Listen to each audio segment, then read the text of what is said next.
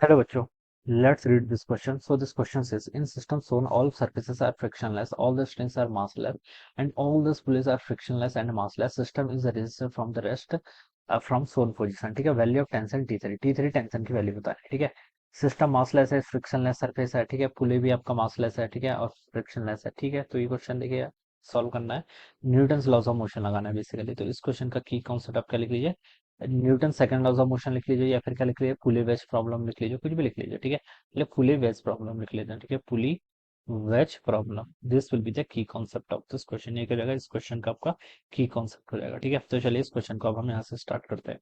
तो देखिए बच्चों, फिगर ड्रॉ ही क्या हुआ है क्वेश्चन में इटसेल्फ। ठीक है, तो चलिए हम ड्रॉ कर देते हैं इसको एक बार। ठीक है, इस तरीके से आपको यहाँ पर एक वेज यहाँ पर है। ठीक है, 10 kg का। ठीक है, इस पर देखिए कौन कौन से फोर्स। देखिए मैं क्या करता हूँ ना, यहाँ पर इसको देखिए पूरे सिस्टम पर न्यूटन लॉस ऑफ मोशन लगा लेता हूँ। क्या लगा लेता हूँ, पूरे सिस्टम पर न्यूटन लॉस ऑफ मोशन लगा लेता हूँ एक बार। ठीक है, तो देखिए बच्चों यहाँ पर मैं क्या कंसिडर करूंगा, देखिए यहाँ पर ये आपका ऐसे कनेक्टेड है। ठीक है, यहाँ पर एक आपका 4 kg का ब्लॉक इस तरीके से कनेक्टेड है। ऑलराइट, यहाँ पर फिर आपका एक ऐसे पुले है, ये आपका इससे ऐसे कनेक्ट होके आगे यहाँ पर एक 2 kg का ब्लॉक और है, इससे कनेक्टेड है। ठीक है, ये ऐसे कनेक्टेड है। फिर यहाँ पर देखिए आपका ये इस तरीके से कनेक्टेड है और 4 kg के ब्लॉक पर ऐसे कनेक्टेड है। ठीक है, अब बच्चों देखिए कौन कौन से फोर्स लग रहे होंगे इस पर। ठीक है, एक फोर्स इस पर 4G पर, तो 4G लगेगा डाउनवर्ड डायरेक्शन में। ठीक है, ये टेंशन T3 ये वाला ही है ना, हाँ ये टेंशन T3, इसी की वैल्यू बतानी क्वेश्चन में पूछा गया।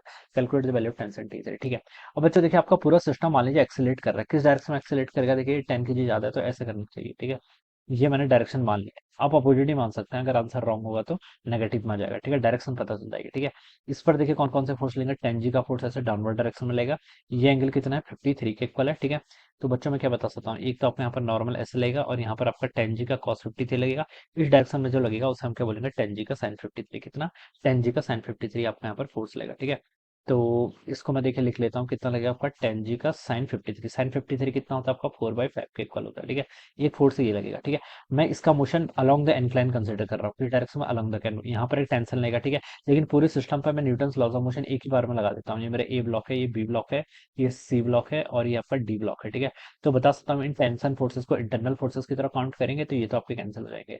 यहाँ पर देखिए आपका कौन सा फोर्स लेगा, 4G का फोर्स ऐसे लेगा, ये आपका 37 के इक्वल दे रखा है, तो यहाँ पर एक आपका ऐसा नॉर्मल लग जाएगा। मान लीजिए मैंने इसको N2 बोल दिया।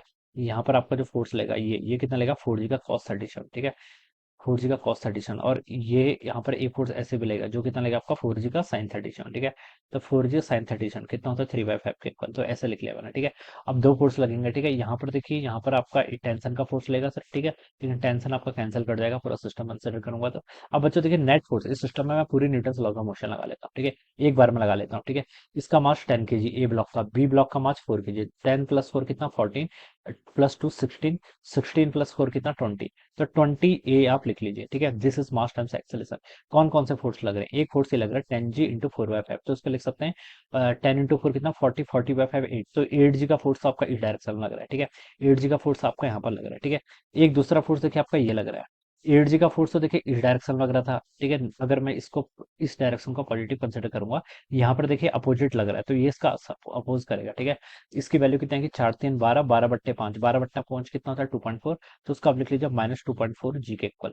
दो फोर्स ये लगेंगे, और कोई फोर्स लग रहा है। ठीक है, एक यहाँ पर ये mg लगेगा। देखिए इस पर देखिए टेंशन को हम काउंट नहीं करेंगे, क्योंकि मैंने पूरे सिस्टम पूरे ए बी सी डी, ये मेरा सिस्टम जो यहाँ पर A + B + C + D, इसको ही पूरा सिस्टम कंसिडर कर लिया। ठीक है, एक तो ऐसा तरीका था कि मैं यहाँ पर T1 करता है, यहाँ पर T2 कैंसिल करता है, यहाँ पर T3 ऐसा करता है, फिर वो बहुत लेंदी हो जाता है, इतना करना नहीं है इस क्वेश्चन को सोल्व करने के लिए। ठीक है, एक ही बार में सिस्टम कंसिडर कर लो, तो टेंशन तो सारा आपका क्या हो जाएगा, इंटरनल फोर्स की तरफ काउंट हो जाएगा। ठीक है, तो इतना आ गया। एक आपका देखिए डी ब्लॉक पर 4G लग रहा है डाउनवर्ड डायरेक्शन में। ठीक है, तो ये कितना लगेगा आपका -40, तो मैंने इसके यहाँ से -40 लिख लिया, ये आपका इतना आ जाएगा। ठीक है, तो एक्सेलेरेशन देखिए यहाँ से कितना आ गया, इसको 4G लिख लो। चलिए ठीक है, अब बच्चों देखिए 8G - 4G कितना होता है 4G, 4G - 2.4G करूंगा तो कितना आएगा 1.6G, डिवाइडेड बाय कितना 20 हो जाएगा। ठीक है, जी की वैल्यू क्वेश्चन ने बोला था 10 लेने के लिए, तो 16/20, 16/20 कितना होता है आपका 0.8 होता है ना, यस 0.8 मीटर पर सेकंड स्क्वायर, ये आपका एक्सेलेरेशन यहाँ से इतना आ जाएगा। ठीक है, अब बच्चों देखिए आप आगे बढ़िए, एक्सेलेरेशन कैलकुलेट कर लिया।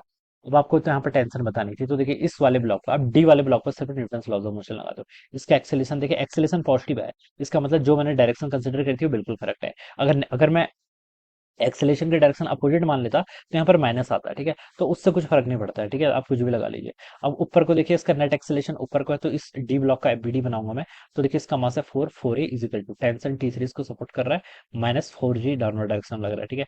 ए कितना आपका 0.8, तो ये हो जाएगा 0.8 इंटू 4 करेंगे तो 3.2 के इक्वल हो जाएगा। It is equal to T3 minus G10 है तो 40 हो जाएगा। तो आपसे T3 की वैल्यू होगी आपकी 40 प्लस 3.2 यानी कि 43.2 न्यूटन के इक्वल।